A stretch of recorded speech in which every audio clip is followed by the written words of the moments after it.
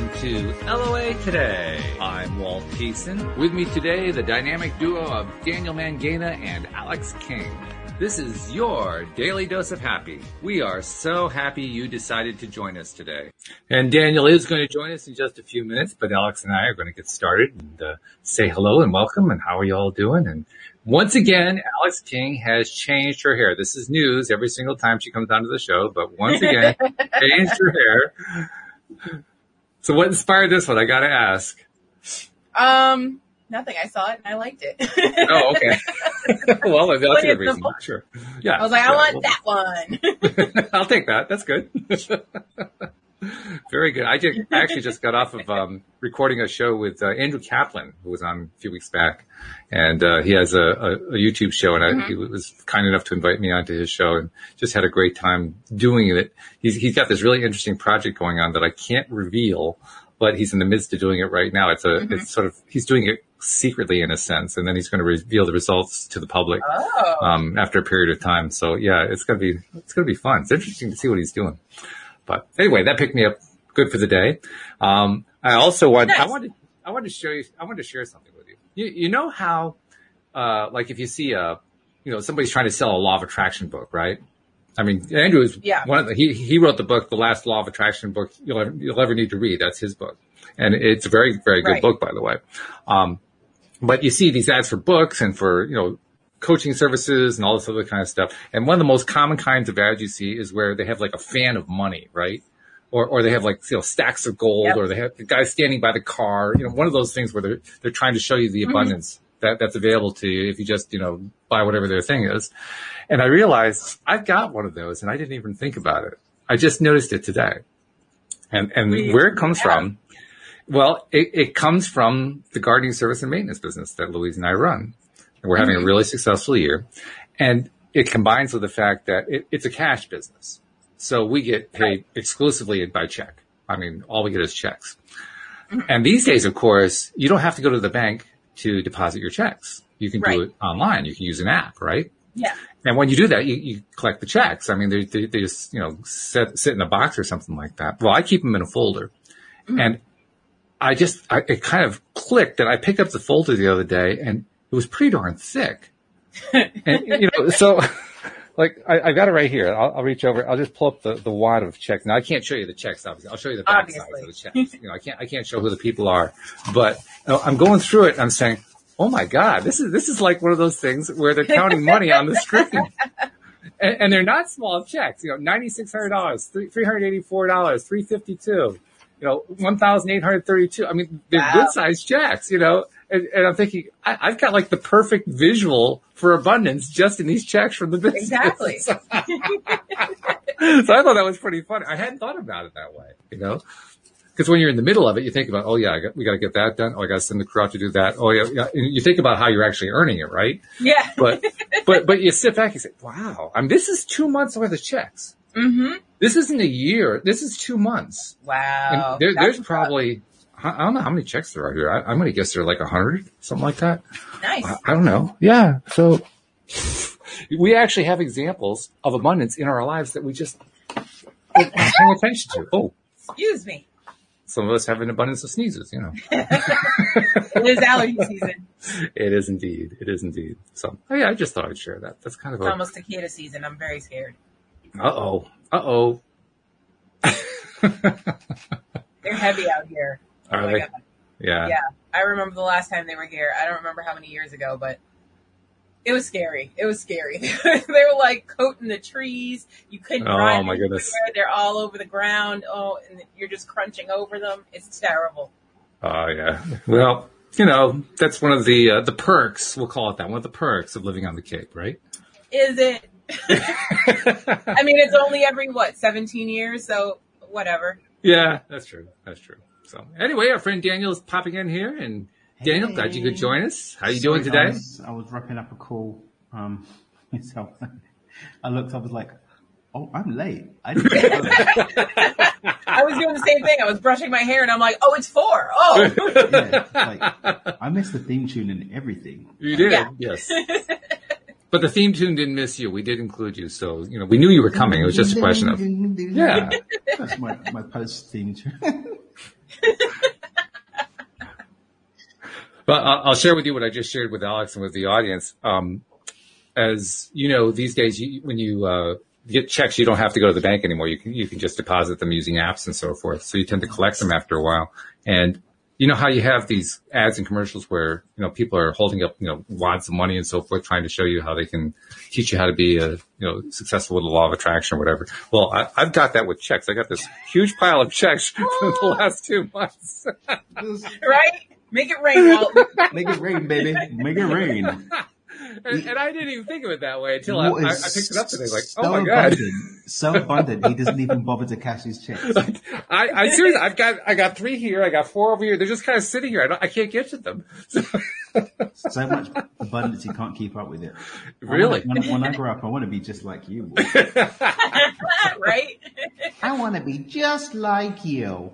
Except that Daniel's figured out how to make it all happen without having to process the checks. He just looks at his bank account. Oh, there it is. Okay, good. Not by design, but by necessity. Because being an international person, it's like, that doesn't work.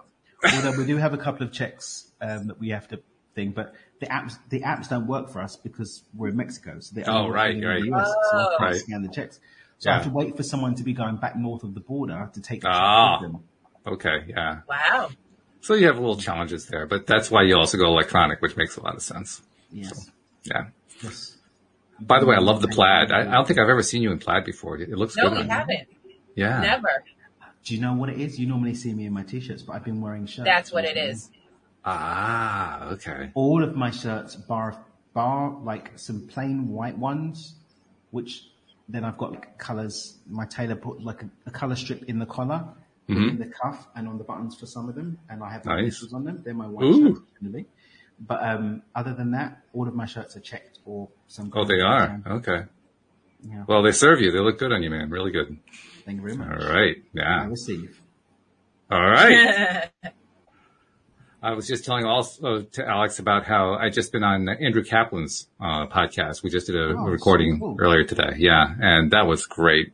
Reconnecting with him. I mean, he's fabulous. He's just got. I've linked up with him. We've got something planned on because I think we're going to do a little swapsy. Good. As well. Yeah. But do you know what the funny thing is? Amy told me that I can't record any more podcasts. We've got too many recorded. We've got too many because I was doing loads of guesting, and then I kind of was like, "Hey, come and be on my podcast," and we've got like 50 or 60. Wow. Some ridiculous number of podcasts. An abundance of podcasts. Yeah, an abundance. But we can't. Either we're going to have to start doing more episodes in the week or stop recording for now. Well, that's basically what I had to do. I mean, I just did more in the week, and I am currently closing in on 1,500 for my career so far. Yeah. 1,500. You are one of the... I don't think there are many people in that percentile. No, that's pretty rare. Yeah. Definitely the 1%er. 1%er, baby. Ooh, yeah. Yeah, I think about that number. I say, how did I do that? Because for like 2 years, you had 2 shows a day. Well, yeah, that also helped, right? You had 2 shows a day for ages. Yeah, I was doing 10 shows a week for a while. Yeah. Yeah. And almost wiped myself out doing it. Mm-hmm. Yeah. I mean, it was a great high. It was a really great high, but it's exhausting. It was too much. It really was. I couldn't do that more. Cutting back to once a day, 5 days a week was a relief. Yeah. I had to slow down as well. I mean, I was doing like 10 to 15 a week recorded. This week is a slow week, and I've done 1, 2, 3, 4, 5, 6, 7, 8. This is a slow week. 9, 10. This is a slow week, right? And I've got 11 plus this, and I've been on Clubhouse nearly every day. Wow. Yeah. You have a schedule that rivals what it used to be for me, and I know what that's like, and it takes a toll. I mean, let's be perfectly honest. It feels good, but it takes a toll. You pay for it a little bit. Yeah. But it's good. It's all good. And it's not like you have so much to give anyway. I'm glad that you're able to do that. So on behalf of the universe that's receiving all that information you're putting out, thank you very much. But it's good fun though. It's good fun having conversations with different people, being in different energy, answering different questions, looking at things from different angles, touching different communities. It's cool beans. I especially love the part where you're touching other people and you're reaching out and experiencing other people. That for me is the joy of doing a podcast, is talking with folks like you and just, getting a sense. It's almost like you're drinking in that other person every time that you're talking to them. That's the way it feels to me. And I really, really love that. It's just, it's such an energy lift for me. I don't know about you, but I was, telling Alex before, and I also was telling, Andrew when I was on his show, how, yesterday my wife's friend from Vermont came to visit, and I saw her before I did the podcast, and then I came in to do my podcast and then saw her afterward. And her first comment was, I don't remember the exact words, but something like, wow, you're just so energized. Yeah. In other words, she could see visibly what I experience just on my face. She could see it on my face, what I experience every time I do a show. So, it's nice. You get a little, direct evidence that way. It's kind of fun. I'll tell you something else that happened too. I recently checked in on some of the very earliest YouTube recordings of this show that I did, because for the first 4 or 5 years, I just did audio only. I didn't do anything with video, and then started doing the video. And when I look at the first early ones, a few things occurred to me. One, the technology wasn't as good, and the sound quality wasn't as good. But more importantly, I had a hangdog look on my face. I was sort of like a frown look on my face. And then I look at my face today, and it's almost perpetually in a smile position. And I think to myself, wow, what a great way to measure how my own development has gone on over the last, 3 or 4 or 5 years, whatever it's been. Yeah. Just by seeing how different I am in the video of the show. It's really something. That's what's up. Well, it's also, I think we need that. Yeah. We need that kind of reinforcement. Like, yeah, I'm making progress. Right. Because the more that we recognize that progress, the more the progress happens. Facts. Right? Because we open up to it. We're not tied to the illusion of lack. We're able to enjoy the groove of the abundance. And what a groove it is. It's fun. It's scary sometimes, but it's fun. That's actually a topic that Andrew and I were talking about today. How, you're going through the polarity of life. You're dealing with the contrast. And it's like 4 steps forward and 2 steps back and 3 steps forward and 5 steps back and 7 steps forward. And over time you realize, I've actually made some progress here. But in the middle, you're riding this roller coaster of, life going on in all these crazy directions and so forth. And it doesn't even feel like you're making progress, but you are. You really are. At the very least, yeah. Yeah. Sometimes it's a car crash. Yes, sometimes. Not every day. Yes, sometimes. It's really just getting used to it. I remember one of my best, he was asking me what my favorite LOA stories were, and so I told a few. Of course, Alex, I told him a Joel Elston LOA story because that had to be good at the top. But as I'm thinking about it, one of my favorite, I guess it's a story, it's more of a theme that has developed over time, is how, as I've been doing these shows, as I've been making my progress and so forth, I've had these little milestones that remind me, I'm making progress. Here you have the evidence of it, but I'm also experiencing the roller coaster at the same time. And I'm thinking particularly about, this was about, 2014, I think it was January 2014. Louise and I, just before that, we were living in Virginia. And she had kind of gotten sick of Virginia, and very much had gotten sick of Virginia. I was kind of there too, but we were feeling kind of trapped in our lives still. We were still kind of getting the handle on how this LOA stuff works and so forth. And she said to me, I know we don't have any money. I know we can't afford it, but I really want to move back to Connecticut. And so we did this whole thing where we moved back, and there was like a whole series of things that went on at the same time. This is where we acquired our cats. This is where we lost our cars and then got new cars. This is where it's like this whole sequence of events happened. And it felt like I was riding this horrid roller coaster ride that wouldn't stop and was making me throw up every other curve. But as I look back on it, I realized I was learning how to deal with being a conscious creator for the first time. Because that's really what's going on. Life keeps throwing stuff at you, and now you're actually trying to apply it as you're dealing with all the life. And that's what feels like the roller coaster. But over time, you kind of get, I don't know if you get used to it. you're better able to handle it, I guess is the better way to describe it. More More resource, yeah, that's a good way to describe it. Yeah. And well, I think it's also the familiarity. You just, okay, yeah, all right, there's another curve. It doesn't bother me as much as the previous curve did. I've seen that curve before. That's okay. I can handle that one. And then over time, it just seems to get easier and easier, even though the curves are still going on. You don't care as much anymore. Mm-hmm. It's just like, okay, yep, there's a curve, fine. Yeah, what else is new? Nothing!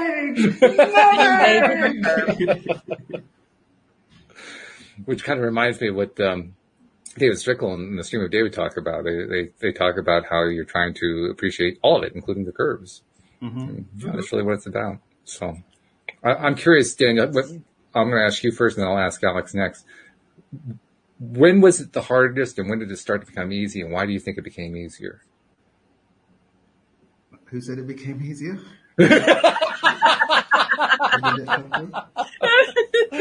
Okay, a little assumption in there. Perhaps. All right. There's a funny story. So basically, Ethan's 6 months on Tuesday. He's going to be 6 months, right? And everyone's like, oh, is he sleeping through the night now? He's actually been getting worse with his sleeping. When I was doing the night shift, he'd get up around 3, he'd get up around 6, right? Now I was doing night shift because he won't have bottles. Uh-oh. Last night 6 times, the day before that 10. Oh no. Oh God. Oh no. It's like, it doesn't always get I hope she's not listening and hears me laughing about this. But my point being that it doesn't get easier necessarily. Doesn't get harder either. It just stays what it is. What changes is your ability to have the capacity to handle. True. Mm-hmm. Yes. Back to Stream Talk. The contrast is a necessary part of three-dimensional reality because it's the tension that keeps it all together. Nothing is the same way all the time. Right. Like it's not always all day. It's not always all night. It's not always all good. It's not always all bad. It just is what it is. It's the law of relativity. When we start judging and comparing, then we've got these reference points that say it's this or something else, but it's just what it is. So what's actually happened on my journey, becoming less just judgmental, more accepting of what is, that's been what it's been, and better resource to handle the defrag time, whatever they call it, the refraction time, when I do get thrown off by what it is, catching and not trying to control the emotional control of the thing, but to be able to ride the wave of it. That's a good way to describe it. Yeah. How about for you, Alex? What's your experience? How have you managed to ride the wave? My favorite phrase is "It is what it is." So I just go through life saying that because it is what it is. It is what it is, and it ain't what it ain't, and it's gonna be what it's gonna be. So. All right. You know? And you just gotta take things with a grain of salt and, like you said, ride the wave. That's all you can do. Because, I mean, if you sit there and stress over every single curveball that you're thrown, you're going to be a mess. You're never going to get through it. And then you're going to be stressing about your stress. So it's just going to snowball. So it is what it is. Yeah. I mean, you have the choice. You can either ride the wave or you could be drowning. You could do it either way. Yeah, exactly. It's up to you. You can be on top of the board or underneath the board, which is it? Just always bring a flotation device. That's right. Absolutely true. I like that. Yeah, it is what it is. That's acceptance, isn't it? Yeah. That's clearly what it is. That's accepting whatever's coming your way. Like, okay, yep, there's another one. Yep. Mm-hmm. Yeah. Because the thing is that the consciousness that we need to create more of what we prefer is rarely accessed when we're in the throes of resisting what's here already. Oh yeah, I'd say almost never. I mean, I don't look to talk in absolutes, but yeah, pretty close, I think. Not that we do absolutes, but it's hard to think of exceptions. Let's put it that way. Yeah, those exceptions are certainly harder to come by. They are, yes. But I find with a lot of contrast, you end up you can come out weaker, you can come out stronger. The contrast I've been dealing with lately, I've been getting more firm on where my boundaries are and what happens to you if you cross them. That's almost mind-boggling to me because you already have really strong boundaries. Yeah, but I don't think everyone was fully aware, which means I had to make a Facebook post. Aha, I see. Okay. All right. Well, hey, you knew what you needed to do. That's really good. Yeah. You are on the ball, Alex. Absolutely. That's really interesting. So. But that's really interesting because you really have some of the strongest boundaries of anyone I've ever met, and there you are working on boundaries. Well, this is my personal boundaries that I'm very strong with, and those are like in the moment as it comes up type of stuff, and I'm like, no, I won't deal with that, or no, I don't do that. But for me to go out and say, okay, you know what? Don't do this when you come to my house. Don't call me at this time. You know, those type of boundaries, like that's different. That's me telling people what line not to cross as opposed to them knowing me well enough. So that's the issue I'm dealing with right now. It's still boundaries as far as I'm concerned, it is. No matter how you look at it. At the end of the day, yep. Yeah, yeah. I guess what I'm taking from it is we always, even with our strengths, we're always working on them. Yeah. Right? I mean, it doesn't stop. At all times. Continuously. Yeah. Mm-hmm. And I think it's an important life lesson right there. Yeah. Just, don't stop paddling. Paddle downstream, but don't stop paddling. Because if you go downstream, then you can stop for a while and let the boat be carried along by the current. And just, everybody likes to float. Yeah. Just don't paddle upstream. That's the only trick. Right. The absolutes out of it. Okay. You mean about absolutes about paddling downstream versus upstream? We don't want to have the paddlers upset. Yes, the salmon will arise. No, thanks. Yeah, we don't want to be attacked by the paddlers union. You're right.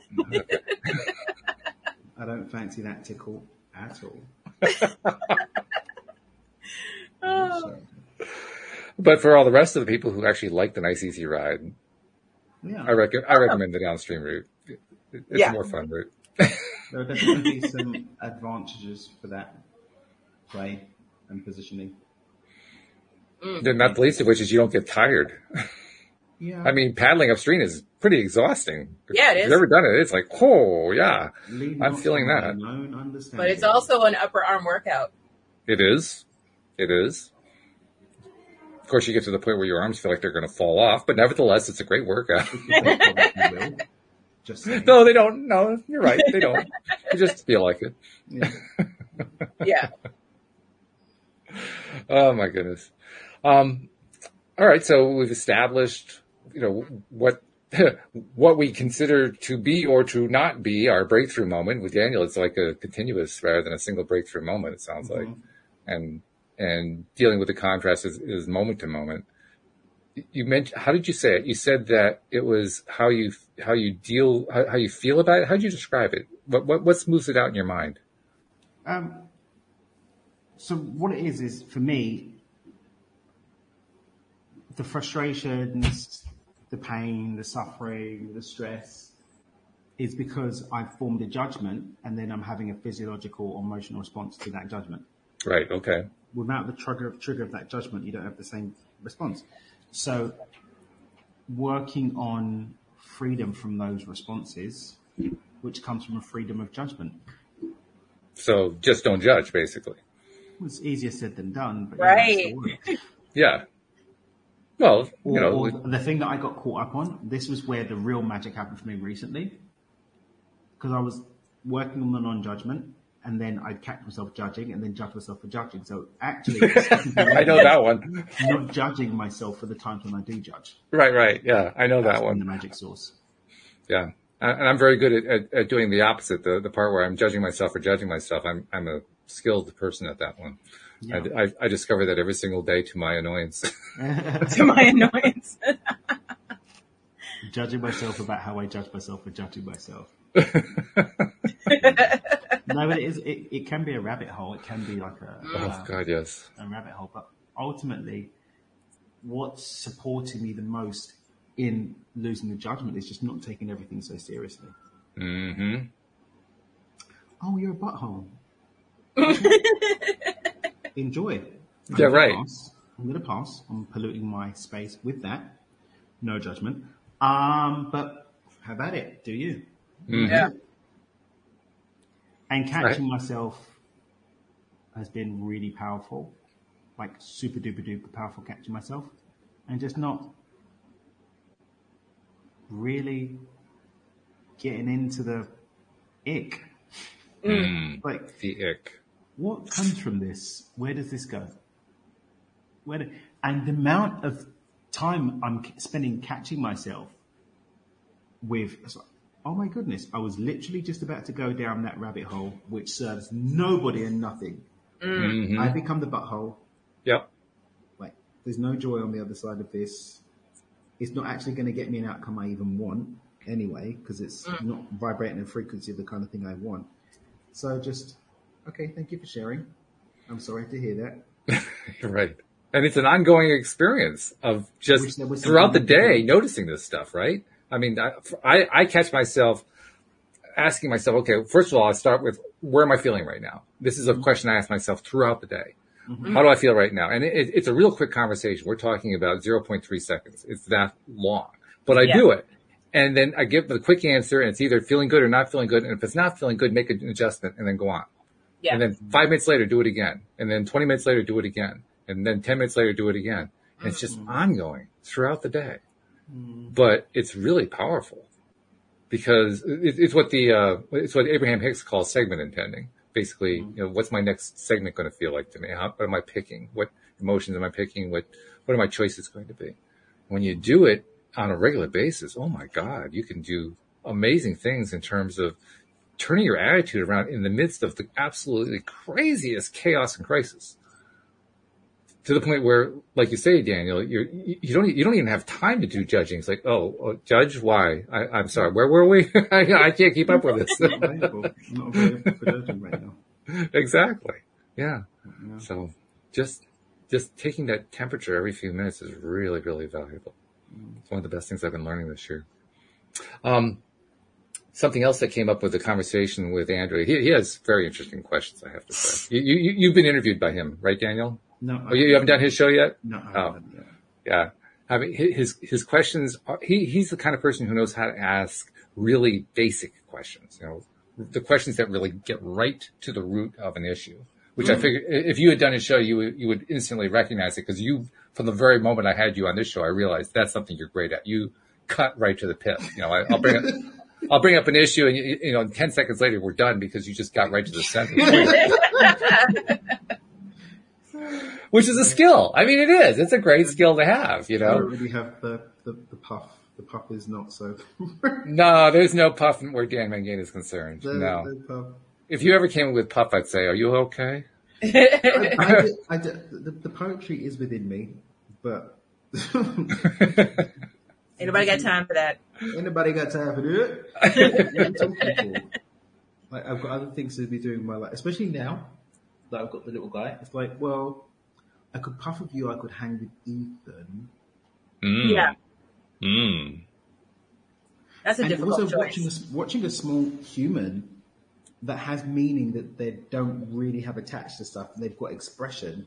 Like, he goes for it. He doesn't talk during the day. During the day, he's really quiet. In the morning, he's got a lot to say. I think he's talking about his dreams. And then for about 40 minutes in the evening, maybe 35, he's got a lot to say. And he's... You can see that he's really trying to get it out. I'll send you guys some footage sometimes. Like, his face is...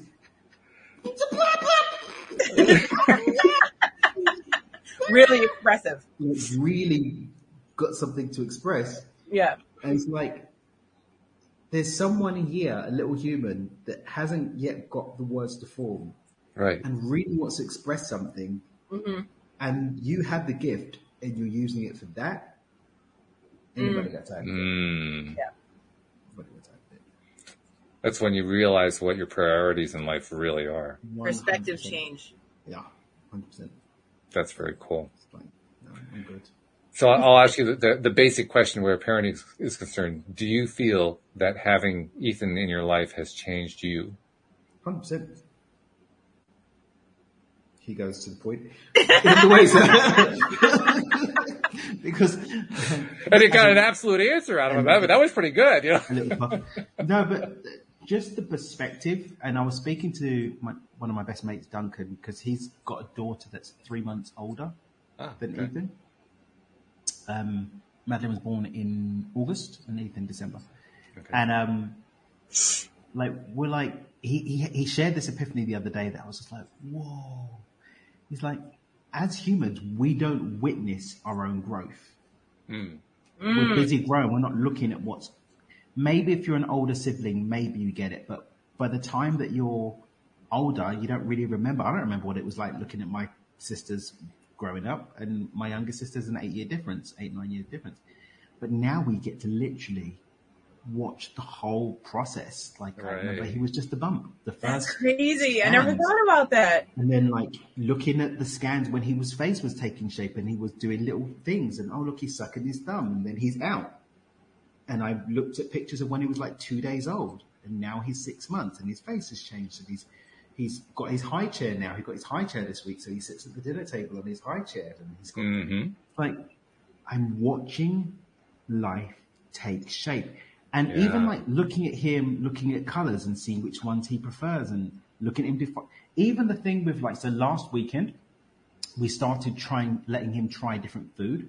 So we've got this little baby thingy where it's got a little net and he can hold it and we put fruits and vegetables in it and he can chew on it and then he gets the juice out of it. And he was enjoying avocado. He was loving it. And it was watching him ask for more avocado and he liked apple and he had some different fruits and some vegetables and just watching him oh my God, he's now moving into eating food. Yeah. This is bonkers. Yeah. And then even from detached, Alex, you know this too, you've got nephews and nieces, but my nephew turned 16 today. And it's I remember when he was Ethan's size because I used to babysit him sometimes.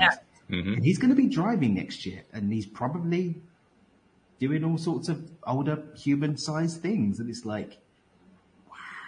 Yeah.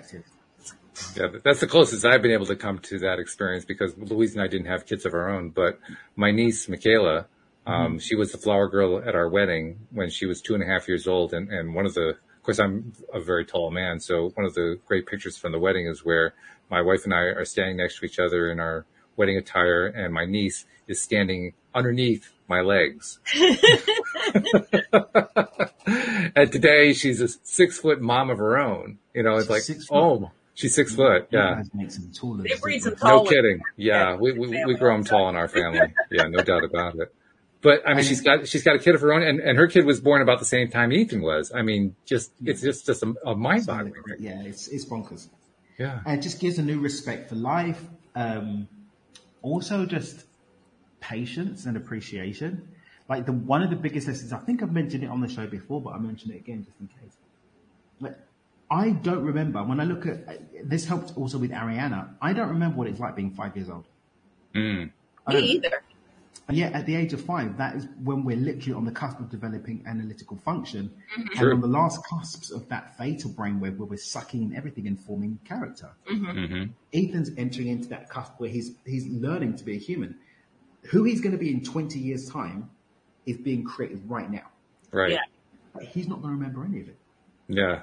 Mm. So the people that are buttholes, the people that I don't really prefer and all of the things, they have no memory of the time in their life where who they are today was essentially being created. That's true. That's crazy. Yeah. But also true. Just made me a lot more compassionate. It's you don't remember when you develop these butthole tendencies. No judgment. No judgment. No judgment. It's officially no judgment if you say no judgment. Yeah. And if you say it's not, then you're judging. So. Yeah. Oh, okay. No offense. No offense. But you still... Well, it's nice to know what the rules of the game are. So thanks for clarifying that. Oh, anytime. We got you, bro. But it's just you'd have to be a real turd to have that perspective and to look at that and still judge people. It's true. That's true. Louise was actually making a similar comment yesterday when her friend was here. She pointed out to us, and I think she's actually said this before. I certainly have heard it somewhere else, but she points out that we never experience ourselves in 3D. We experience everybody else in 3D, but at most we only see ourselves in 2D.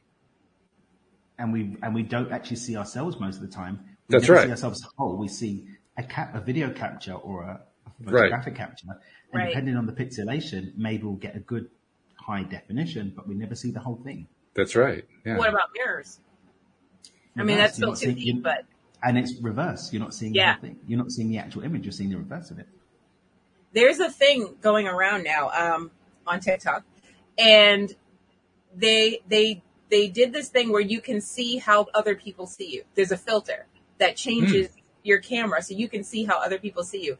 And people are freaking out because they don't look like what they thought they looked like their entire lives. It's crazy. And the other thing... I haven't tried it yet. I'm scared. Because people are literally crying on camera when they see what other people see. Sometimes it's happy, sometimes it's not so happy. But Alex, the crazy thing is even then you're still seeing it through your lens. So you're not seeing what they see. You're still seeing your perception of a programmed perception of what someone else sees. Wait, I missed that. Go ahead. Hold on.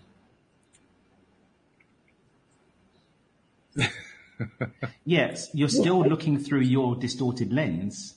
Yeah. So you're still seeing your perception of a computerized depiction of someone else's perception. True. Yeah, that was coming out in a conversation also that happened yesterday, in which I was pointing out to her friend. Her friend's name is Leona. I was pointing out to her, I don't remember what the context was, but we only are able to consciously process a tiny percentage of the data that comes in through our five senses. To the point where 99% of it is outside of our control just because there's too much there. I mean, you guys have to deal with it in a way that many of us don't have to because you're on the autism spectrum, which means that there are certain filters missing there. But even with you, I mean, you guys certainly have some filters in place. Otherwise, we wouldn't be talking. And those filters essentially make it possible for us to survive, but it also cuts out so much data. It cuts out so much information. So what we end up doing is our minds, and this is where our abilities as conscious creator really come to the fore, our minds fill in blanks. We get little bits of information and then we fill in the rest of it. And probably the best example of that is police investigating a crime. You know, a crime occurs, the police will go to interview people in the area and they'll ask eyewitnesses what happened. They'll talk to 4 eyewitnesses and 4 eyewitnesses will give them 4 completely different descriptions of the person who was involved. And every single one of them believe that it's true because that's what they created through their filtration system. And then you look at the video, and then you look at the video, and the video shows a guy in a parka. You can't see his face, you can't see his hands, you don't know what he looks like at all. All you can see is the guy in a parka. But you got the parka. But one person said it was a tall white man. The other one said it was a short black man. The third one says, no, it wasn't a man at all. It was a woman. I mean, that's what you get, you know, because people are filling in the blanks. Yeah. Have you ever read the book Blink by Malcolm Gladwell? I've heard of it. I have not read it. No. I really do recommend it. Okay. I'll check it out. I really do recommend it because Blink really gives some examples of what the brain does to fill in those blanks and how that can have sometimes really detrimental impacts. Oh, yeah. Well, as Louise was pointing out in that conversation yesterday, that's where not only do we have to fill in the blanks, but we do it creatively. In other words, we do it based on what is it that we would want to see in that situation, or what is it that we expect to see. And I guess the way I'd express it is almost everything, every truth that we think is true, almost every fact that we think is a fact is actually more of an opinion, simply because of how our human brains fill in so many of those blanks that what we've created there, it's almost impossible to describe it as objective reality because most of it was created in our minds. Right. But to get philosophical with it, even that which we are consciously in relationship to is still being seen through our distorted lens and would have someone else would have a different opinion about it. Yeah. So are there really any facts outside of our own experience?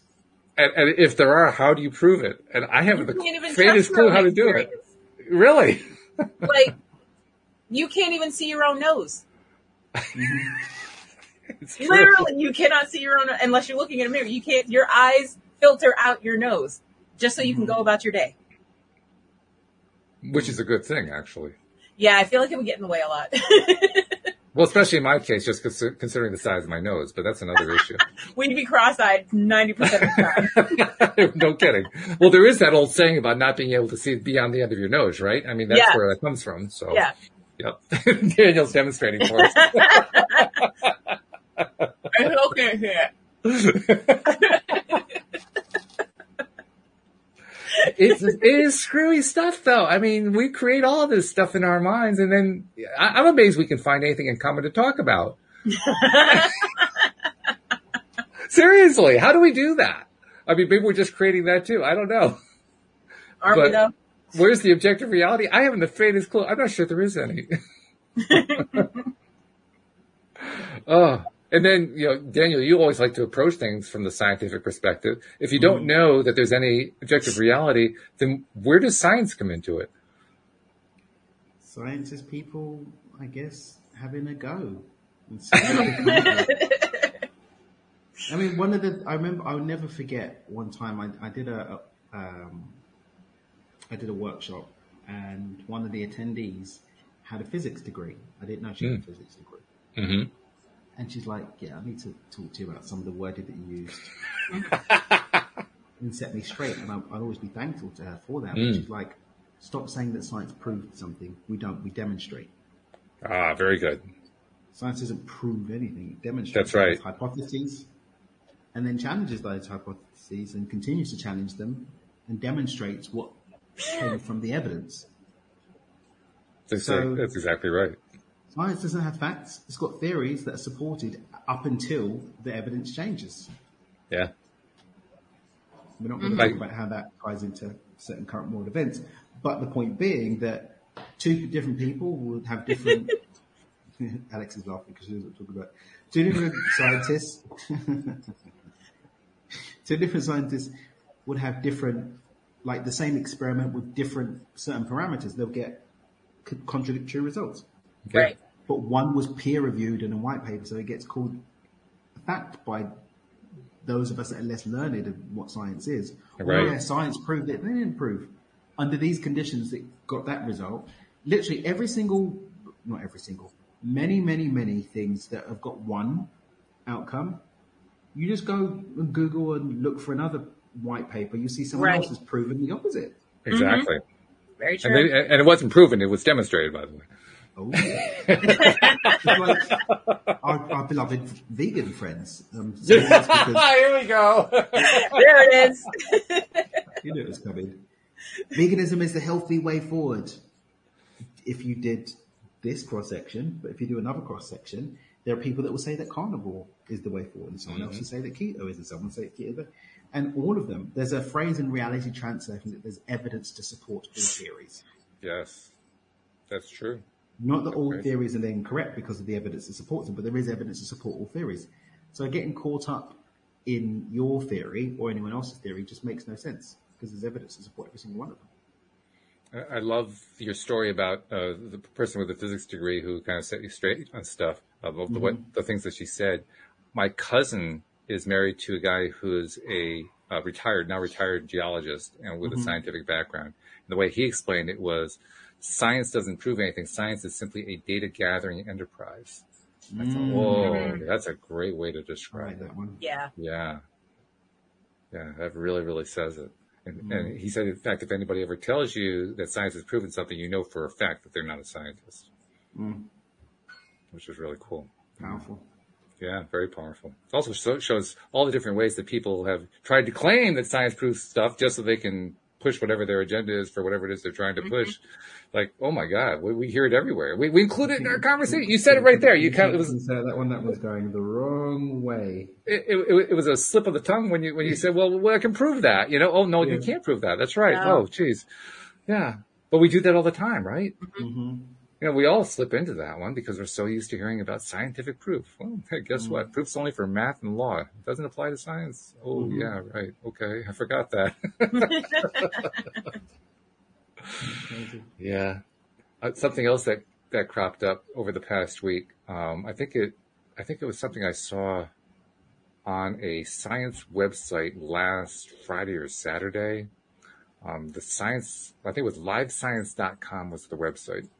And it was an article about what astrophysicists deal with when they're trying to understand, the universe and galaxies and quasars and all this other kind of stuff. And essentially, the article was saying that gravity is broken. The whole theory of gravity doesn't really work the way science thinks that it's going to work. And when they try to apply it, they find that galaxies, spin too fast and objects come together too quickly. And that none of it makes sense. And so they've actually come up with a theory that says there's a particular kind of matter that gives off no energy. And so that's how they're trying to explain these anomalies. And so they call this the modified version of, or modified law of gravity theory. And the only problem is the modified theory doesn't work either. So apparently astrophysicists, and this has been going on for years. This is not a new thing. This has been going on for decades now. Astrophysicists have been collectively scratching their heads for years trying to figure out, okay, so what exactly is this gravity thing and how does it work? Which is not what we expect. Lay people think, well, yeah, they got gravity down pat, right? No, not even close. There's always someone that's got to stir the pot. You can't just leave things as they are. And the way I look at it is, to me, it's just validation and verification that the universe is driven by thought. So here you have all these scientists who are observing all these phenomena, and they have all different kinds of expectations, and the expectations are causing the universe to produce results that match their expectations. And well, wait a minute, that's not the way it's supposed to work. I was supposed to do this. Why didn't you do this over here? And it's like they're like in this endless rabbit hole trying to figure out how it is that these things are happening when they're the ones directing it. Yeah. Oh, to be an astrophysicist in the 21st century. I was wondering something like that myself the other day because Kenny and I went down to the beach to go watch the sunset, and I'm just watching how fast the sun sets. And I'm like, are we really spinning that fast? Like, it doesn't seem like that all throughout the day because the sun's just up there, but it's like sunset really fast. We are really spinning. Now, you also have to add perception in because that's what you're dealing with there too. You're perceiving it as moving quickly or slowly or whatever. Yeah, because then your relationship to time has an impact on your experience of how long it takes for something, because it's just a connection of quanta that you're experiencing based on your perceptions of what quanta mean from a perspective of time. And of course, as soon as you've included the word quanta in the sentence, that's when most people's minds go, what was that? Huh? Yeah. Because I literally went, we're in a rabbit hole. We're in a rabbit hole, right? Quanta, so basically the quickest untastardized definition of a quanta are the snapshots that reality is made up of. Those snapshots in time that connect together to give us the moving image. So if reality was a movie show, those individual slides or those frames, are the quanta. Okay, that's crazy. So I presume they're of the images in the picture book are each a single quanta. Yeah. Right.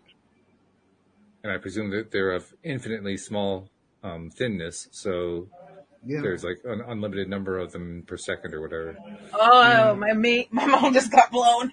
And what is a second? A second comes from the Sumerians' relationship to the number 6, 60 seconds, 60 minutes.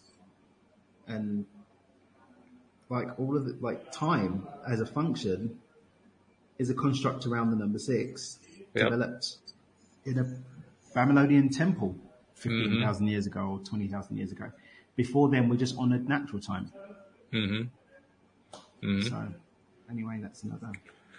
Somebody else made an interesting point to me over the last week or so that if you go to Google and you do a search for any kind of medical condition, doesn't matter what it is, any kind of disease, whatever, and especially if you read it on WebMD. I mean, there are a lot of a lot of websites you can go to, but that's probably the most popular, most famous one. You'll find in every single case that they say something along the lines of, no one really knows what causes this. That's true. And it's all of the illnesses. It's all of the conditions. Nobody really knows what causes this. Nobody really knows how this works. What have they been studying all these years? They're like, I don't care how it started. Let's just fix it.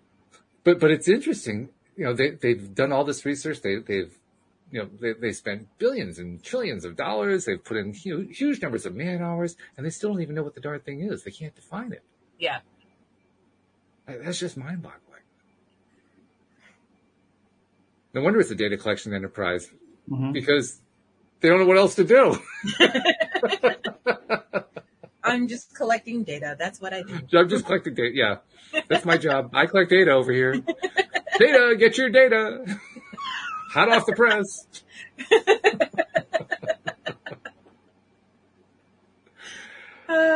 Daniel's just kind of sitting back. He's saying, yeah, okay, I've done all this. No problem. just kicking back, creating my reality. Nothing more. Right? I've decided to create the Alex Wolf show, which I'm just watching with exuberance and joy. You're doing a beautiful job, I have to say. Yes. What can I say? You did a great job on my hair. I've been practicing this infinitely for many lifetimes. That's funny. When you were preparing to do your book, Stepping Beyond Intention, and you were piecing together the concepts that you're piecing together, you have a very scientific mind, you have a very analytical mind, and you're able to really just dive in and piece together things that other people hadn't even considered as possibilities. But I also wonder what it's like subjectively from your perspective.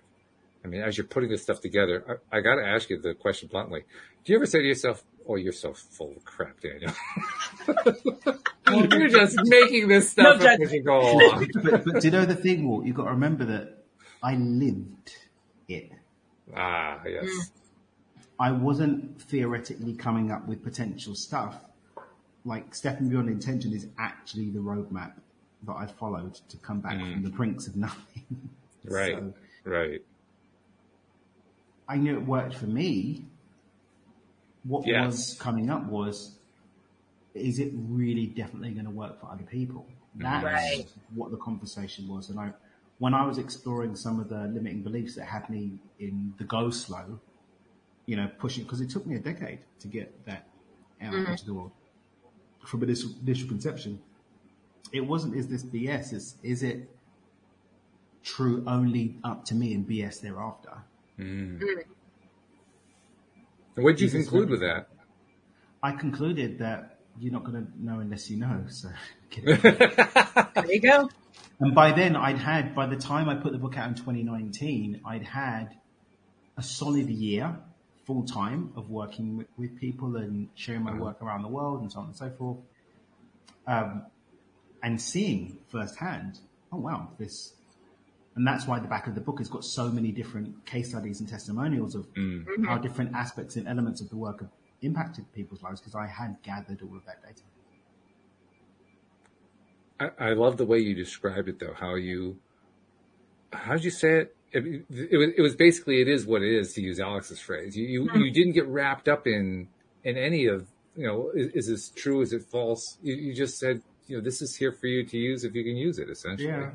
Yeah. And part of the work for me personally has been not getting so caught up in if it doesn't work for someone. Yeah. Right. Okay.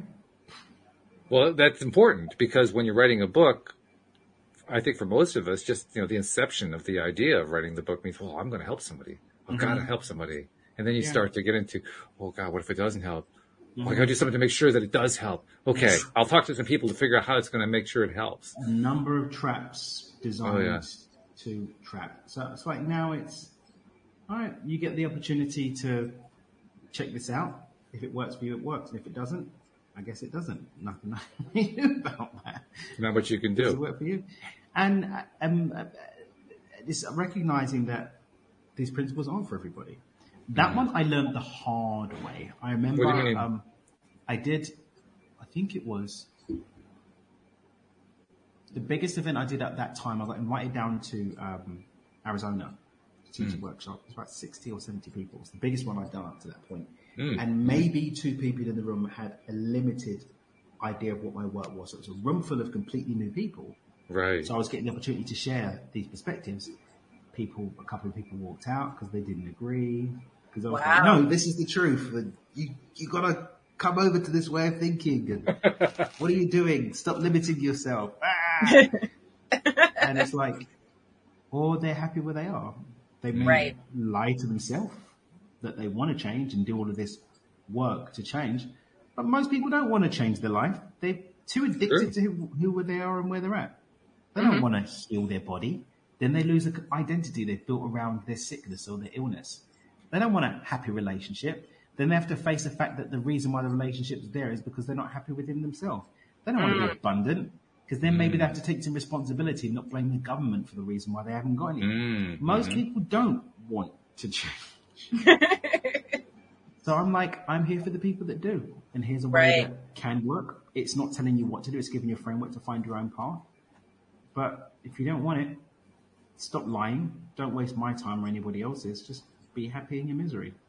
I think you have just touched on the best answer I've heard so far to the question of, let's see, how do I phrase the question now?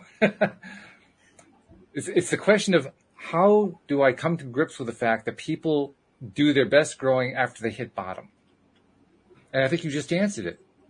The reason is, when they hit bottom, that's when they're most susceptible to wanting to change. But up until that point, they have no interest in changing.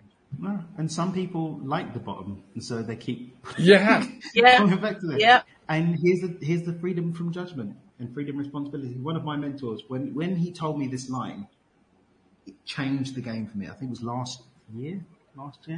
It's like, Daniel, you're responsible to people, not for them. Yes. Right. You're not responsible for them. You're responsible to them. Mm-hmm. You show up, you give your all, you give them the tools, you give them the opportunity. If they don't take it up, leave them to get on with it. Exactly. I agree with that. That's one of the biggest lessons Louise learned when she was a therapist. She used to take it on that, I'm trying to help these people who are alcoholics, and they're not getting better. Mm-hmm. And her supervisor said, that's not your job to make them better. And she said, well, what is my job? Well, your job is to teach them the information they need if they want to get better. Mm-hmm. Oh, and it's like this huge weight came off her shoulders, because she realized she was taking on something that wasn't hers to take on. Right. Yeah. That's a huge one. Yeah. I imagine that was probably seminal for you. That was a big, big breakthrough, because I'm sure it is for anybody. Mm-hmm. Yeah. It also makes me realize we got a good topic to bring up next time. People and the lies they tell to themselves. Oh, juicy. Love it. Do it. Thursday. I'll be here. All day. Every day. Like, people are going to get... Oh, I'm not going to do it. But people get really mad, like, when you shine the truth. Really mad. I had somebody the other day, so I posted a meme. I think you saw it as well, Alex. Breaking news: the full moon is sick and tired of people blaming. And people were getting really angry about me disrespecting the moon. Oh, yeah. Oh my God, the comments. You got to read the comments. And I'm like, I'm not even... Well, I think you'll find that moon energy is very powerful. It's like, well, people post these kind of things out of ignorance. Like, all right, mate. I just kind of made a little bit of a joke. Do you want to know what I said to his what he posted? I can't wait. I said, if Mercury said, if you see me in retrograde, mind your business. And it's like, I wasn't even speaking to, like, today I'm going to be doing the visualization for Micro to Millions because it's a new moon and I'm doubling down because we've got an eclipse. Right? I tune in, like I do, but I'm not blaming the moon for what shows up and doesn't show up. Right. Well, we did our visualization. Must be the retrograde, man. No, you were at home eating Cheetos. That's why you're broke. Stop it. Stop it. Yes. The opportunity came and you were too busy doing a mantra that you saw on YouTube. Like, Stop it. Stop lying. Yeah. Please.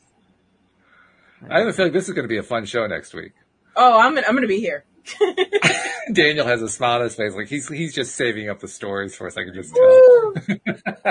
He is real with this. We're going to get into it. Yeah, but people are upset, Yeah.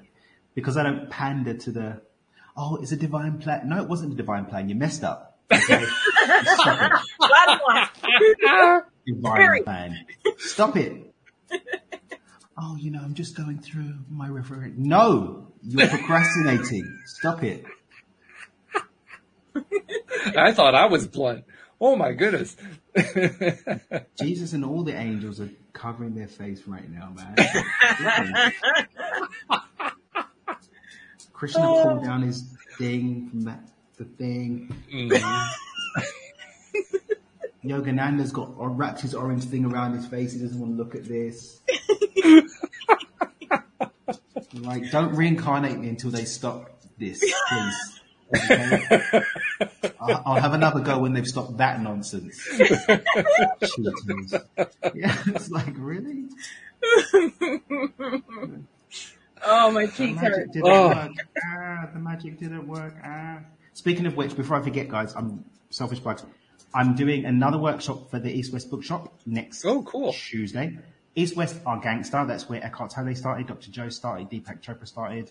Some of my heroes still teach there right now. And they've invited me back again. I'm doing a virtual workshop called Manifesting in the Face of Uncertainty. How do people tap into that? Dreamwithdan.com events page. You can grab a ticket. It's like $10. I'm doing a 2-hour workshop, $10. Beautiful. But I'm going in. All right. Yeah. So $10. Well, that's a good promo. I have to say the promo you just did before that was even better, but that was a good promo. But yeah, we're doing it for $10, and you get the replay. If you can't make the time, all attendees get the replay. Okay. That's beautiful. Good stuff. All right. So thank you guys very much for a wonderful conversation. Thanks for the great laughter at the end. Boy, I feel really just purified from that. That was great. Thank you especially to our podcast listeners everywhere. We'll see you all next time here on LOA Today. Goodbye, everybody.